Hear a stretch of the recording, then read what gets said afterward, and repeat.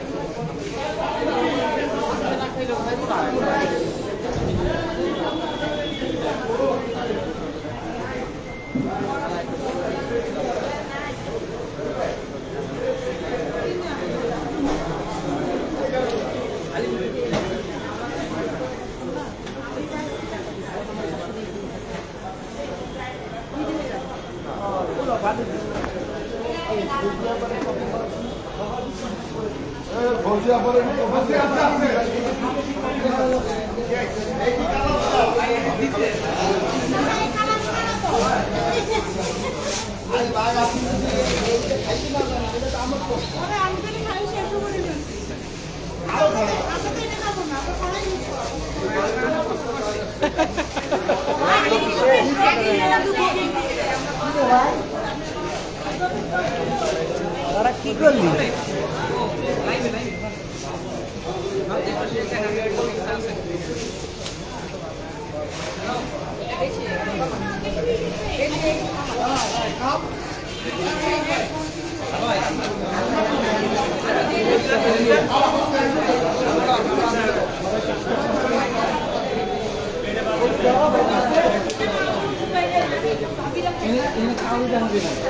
সবাই কাজ করতে সবাই দৌড়েছে এগুলো দেখিস কি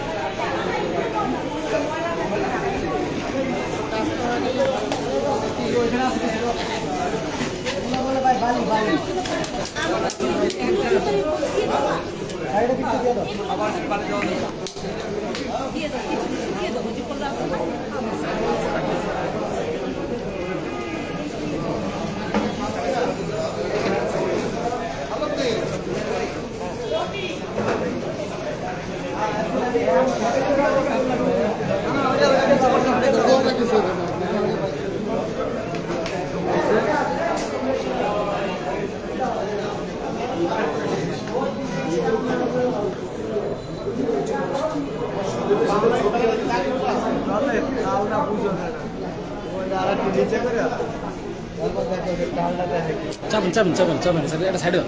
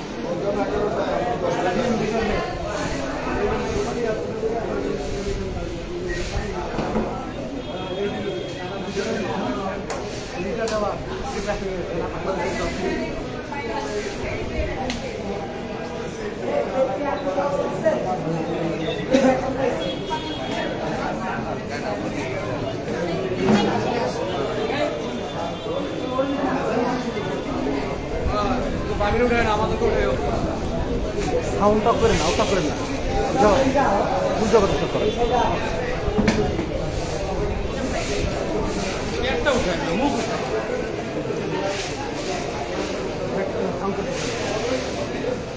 সবসময় বলতে না।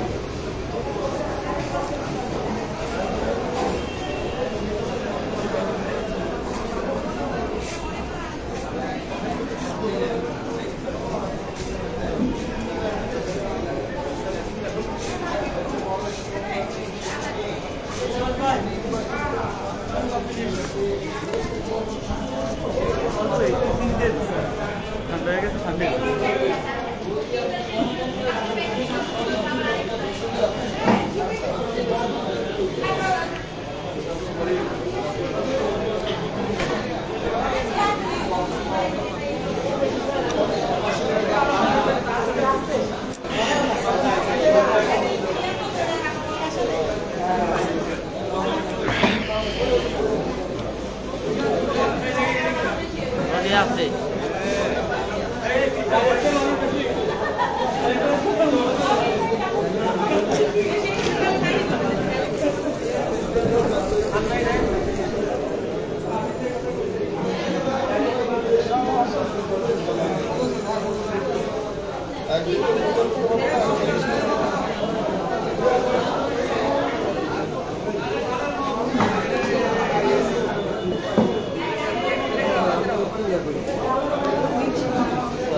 বলেন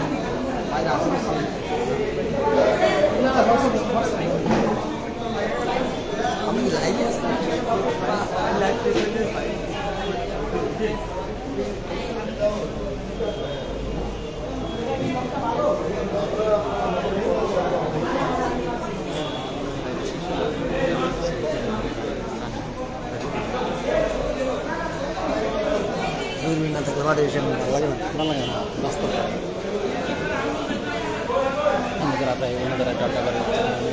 সঙ্গে আছে হে আপন হে না থাকলে আপন ভাব পাই না।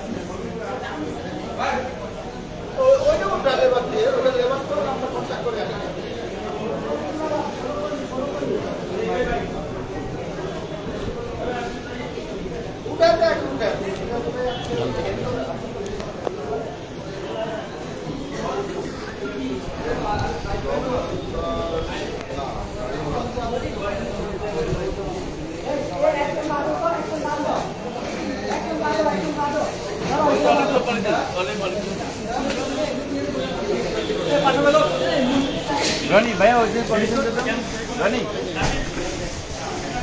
রনি ভাই কত পজিশন ভাই আপনি বসুন ভাই বসুন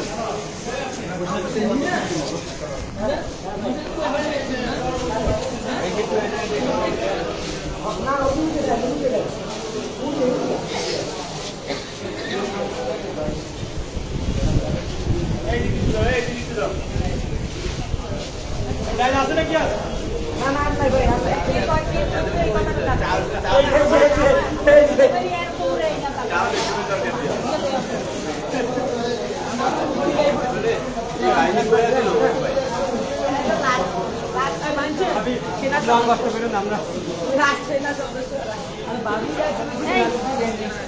এই উঠো তুমি উঠো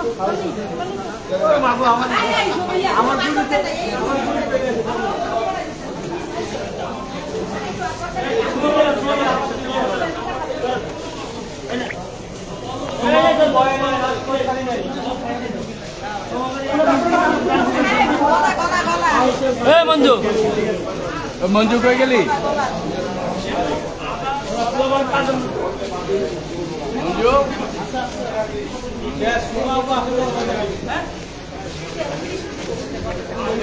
মঞ্জু মানে চোখের পলকে শেষ হয়ে গেল বুঝলাম না ওই দেন আমি তো বলছি টাকার কথা বলি না